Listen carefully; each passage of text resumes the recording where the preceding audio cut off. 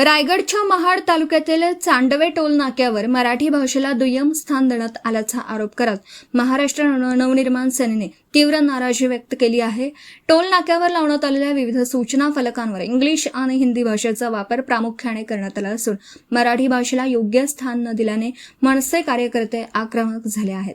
याबाबत दक्षिण रायगड जिल्हाध्यक्ष राज पार्टे यांनी टोल प्रशासनाला कडक इशारा देत महाराष्ट्रात मराठीच प्रथम असली पाहिजे, मराठी भाषेचा अपमान सहन केला जाणार नाही असे स्पष्ट शब्दात सांगितलं।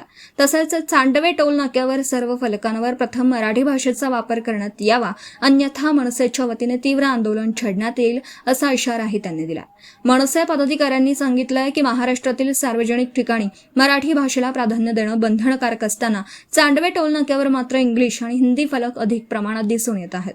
त्यामुळे स्थानिक मराठी नागरिकांच्या भावना दुखावल्या जात आहेत। दरम्यान या प्रकरणामुळे परिसरात राजकीय वातावरण तापलं असून टोल प्रशासन यावर काय भूमिका घेतं याकडे सर्वांचं लक्ष लागलं आहे।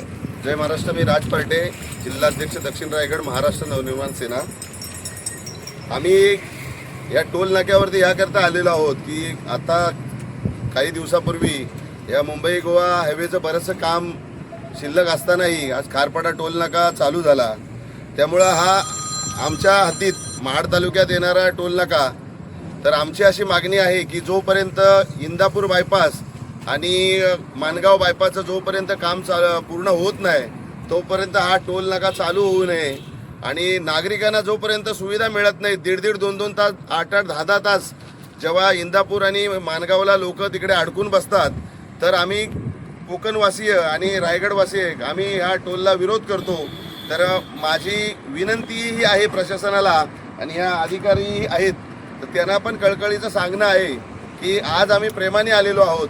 जोपर्यंत इंदापूर आणि माणगाव बायपासचं काम पूर्ण होत नाही तोपर्यंत हा टोल नाका चालू करायचा नाही असं आमचं महाराष्ट्र नवनिर्माण सेनेचं तुम्हाला सांगणं आहे।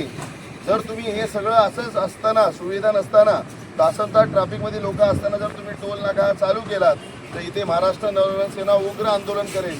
तसेच ज्या पाट्या लावल्यात त्यात इंग्रजी आणि हिंदी, मराठी गायब केलेले आहेत, ते 10 दिवसाच्या आत जर आम्हाला पत्र रूपात किंवा किती दिवसात बदलताय त्याचं लेखी रूपात देऊन ते बदली नाही केलं तर हे बोर्ड एकही ठेवणार नाही, सगळी बोर्ड तोडून टाकणार, सगळी बोर्ड फोडणार। Video reporter Dhammasheel Sawant, KTV news, Raigad.